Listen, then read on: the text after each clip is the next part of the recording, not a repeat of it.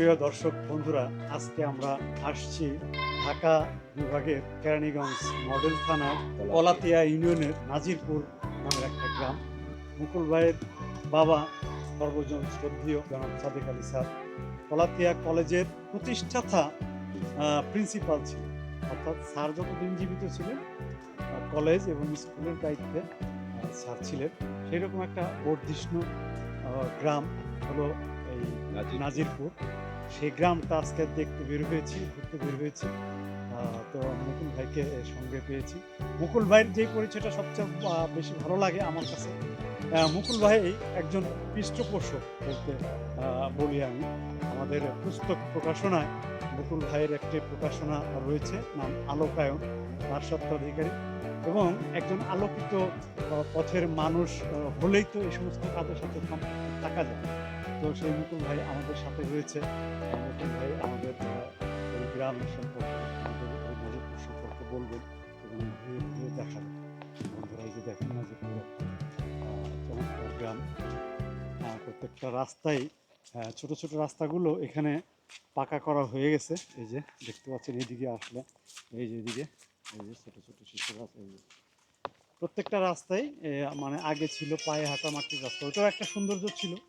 এখন সময়ের প্রয়োজনে এরকম হয়েছে। এটা আর একটা রকম সৌন্দর্য। এই যে দুদিকে বাড়ি, কেউ হয়তো খামার করেছে, আবার এই যে বাড়ি, সুন্দর সুন্দর বাড়ি রয়েছে, সেই আমাদের গ্রামীণ বাড়ি। যদিও এখন সেই আদলটা নাই, তাই না মুকুল ভাই?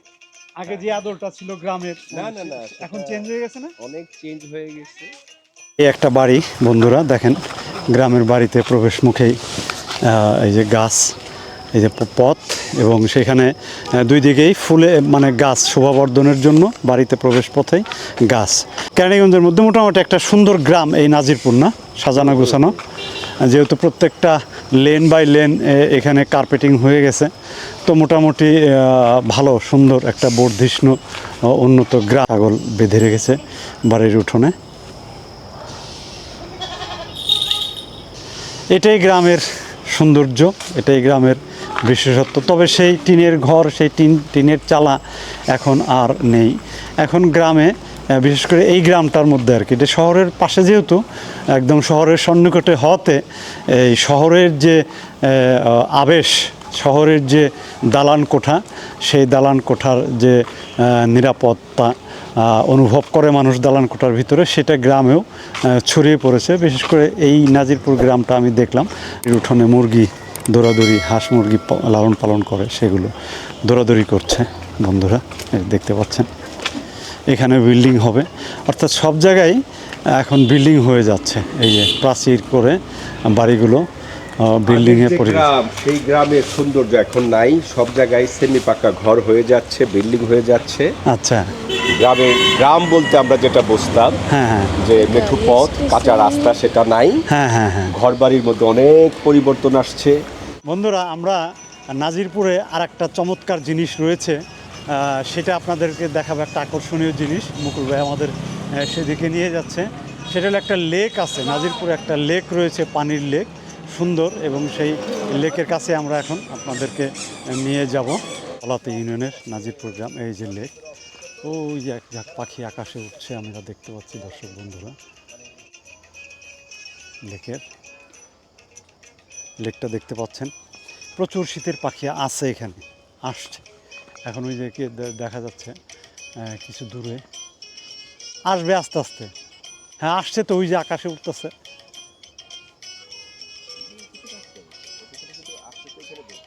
না, এখানে ওইগুলো অতিথি পাখি প্রচুর আসে তো, এখানে থাকে তো। অতিথি পাখিগুলো এখানে বসে, মানে এই কচুরি পাড়ার মধ্যে অতিথি পাখি এখনো আসে না, এখনো পুরোপুরি আসে নাই, না?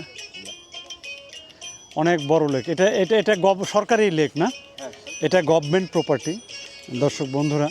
এটা সরকারের জায়গা এই লেকটা। এটা এক সময় নদী ছিল শুনেছি, এটার ইতিহাস। সেই ইছামতি নদী ছিল, এটা ধলেশ্বরী নদীর সাথে এই নদীটা মার্চ করে গেছে, বিধায় এটা চতুর্দিকে আটকা পড়ে গেছে। শহর থেকে একটু নিরিবিলি ঘুরতে চাইলে, একটু নিঃশ্বাস নিতে চাইলে প্রাণ ভরে, আপনারা এই অল্প সময়ের ব্যবধানে এই কলাতিয়া ইউনিয়নের এই নাজিরপুর এই লেক পার। আপনারা এখান থেকে এসে ঘুরে যেতে পারেন। অনেক পর্যটকরা আসে এই সময়টায় এখানে এসে। নদীর পাড়ে একটা কফি শপ আছে, রেস্টুরেন্ট আছে, ক্যাফে। হ্যাঁ, লেক ভিউ ক্যাফে নাম। আপনারা আসতে পারেন, আমি নামও বলে দিলাম। আসলে আপনারা এটা উপভোগ করতে পারবেন এই লেকের সৌন্দর্য। বাড়ির পাহারাদার বসে আছে ছোট, ওই পিছনে আছে বড়। এই একটা বাড়ি, দর্শক বন্ধুরা দেখেন, নাজিরপুরের একটা সুন্দর চমৎকার বাড়ি দৃশ্য। এবং বাড়ির উঠতে গেলেই সামনেই একটা নারকেল গাছ, এবং নারকেলও চলে এসেছে। কি অদ্ভুত না? দেখেন বন্ধুরা, আমি ক্লোজ করে নারকেল দেখাচ্ছি। এই গ্রামের বাড়ি দেখেন, বাড়ির উঠোনেই বেগুন গাছ, এখানে সিম গাছ, এবং ওই যে একটা বাড়ির ভিতরে ও দেখতে পাচ্ছেন পাতাবাহার গাছ, ফুলের গাছ।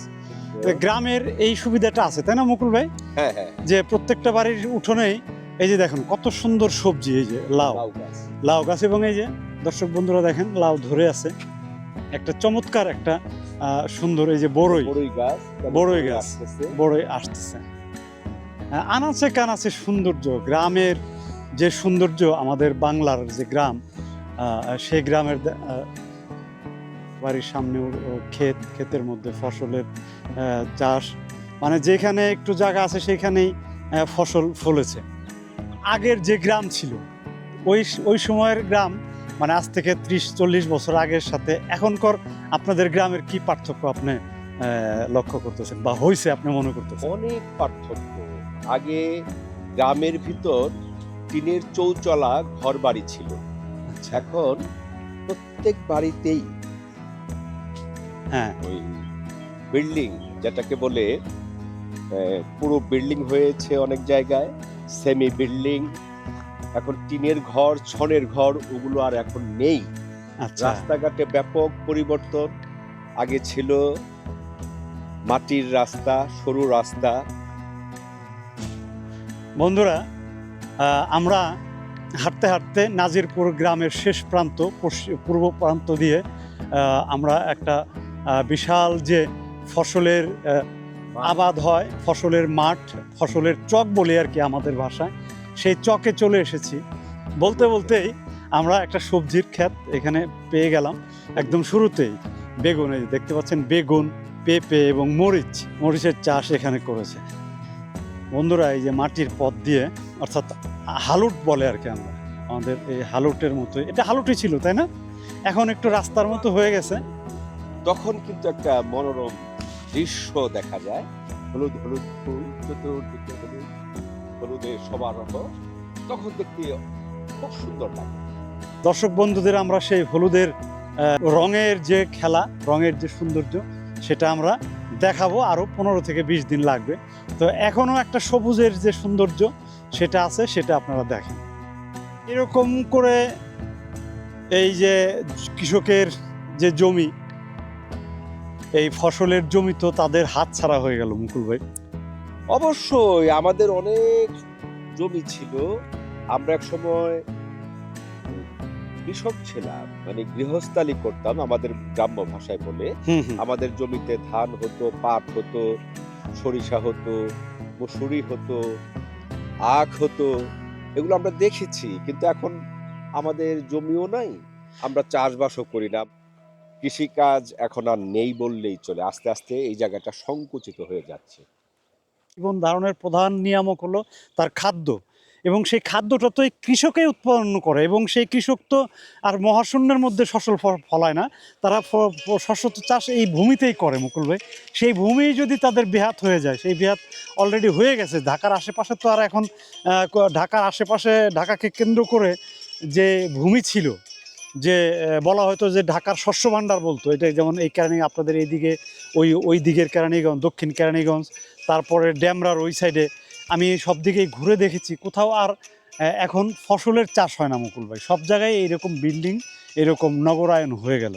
লাইক এখানে মানে আবাসনের প্রকল্পগুলো তারা হাতে নেয়, আর ঢাকাকে এক্সপান্ড করার সবচেয়ে ভালো জায়গা হচ্ছে এই জায়গাটা। বন্ধুরা, আজকে আমার বিকেলবেলার এই ভ্রমণ সঙ্গী হয়েছে আমার মেয়ে এবং আমাদের এই নাজিরপুর গ্রামের মুকুল ভাই তার ক্ষেত দেখতে ওদিকে গিয়েছে। যদি আপনাদের এই ভিডিও ভালো লেগে থাকে তাহলে লাইক করে সাবস্ক্রাইব করে আমাদেরকে উৎসাহ দিবেন। ঢাকার অতি কাছে এই গ্রাম। যদি আপনারা কেউ আসতে চান, ঢাকা মোহাম্মদপুর থেকে কলাতিয়া বাজারের যে সিএনজি রয়েছে, সেই সিএনজি করে সরাসরি আসলে আপনারা এই নাজিরপুর গ্রামের এই সৌন্দর্য দেখতে পারবেন। এবং আরও 10-15 দিন পর যদি আপনারা আসেন, তখন সমস্ত ফসলের ক্ষেত যে সরিষার চাষ করেছে হলুদ ফুলে ভরে যাবে, সেটার আরেকটা সৌন্দর্য। এখনও ঢাকার একদম নিকটে এরকম সবুজ একটি গ্রাম রয়েছে নাজিরপুর। আপনারা এই গ্রাম দেখতে আসতে পারেন। খুবই চমৎকার সুন্দর গ্রাম।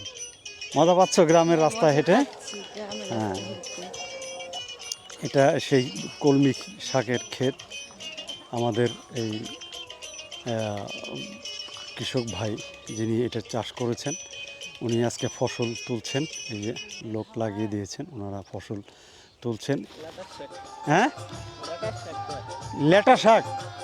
আচ্ছা, এটা নতুন নাম শুনলাম, লেটা শাক।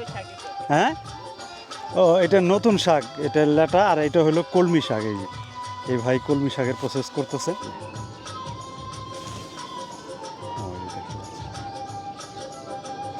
গ্রামের শিশুরা পাড়ার থেকেও পাড়া যাচ্ছে, এই গ্রাম থেকেও গ্রামে যায়, ঘুরে বেড়ায়। তার ছোট ভাইকে নিয়ে যাচ্ছে এক শিশু।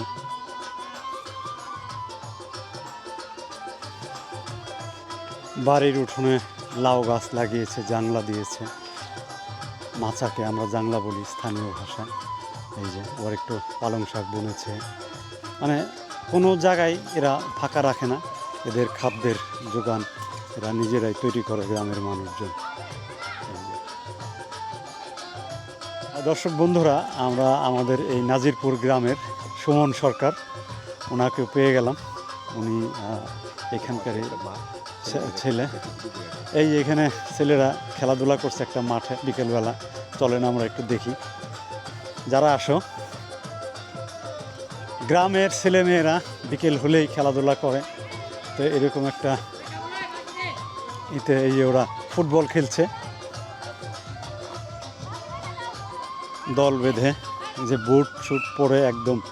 হ্যাঁ, ওরা ফুটবল খেলছে। এই যে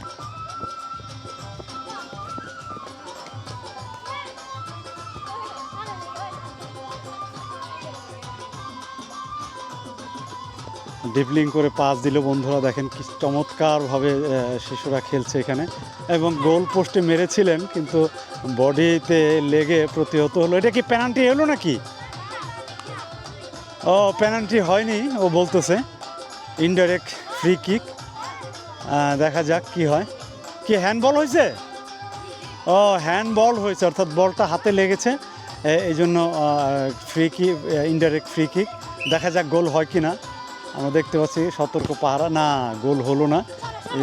এই যে চলে আসছে এদিকে, দেখা যাক কি হয়।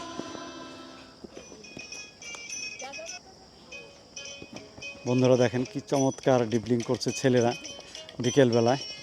ওই যে গলি দাঁড়িয়ে আছে, এদিকের গোলরক্ষক একজন, এবং ওই আর একজন গোলরক্ষক আমরা দেখতে পাচ্ছি গোল পোস্টে লাল গেঞ্জি পরে।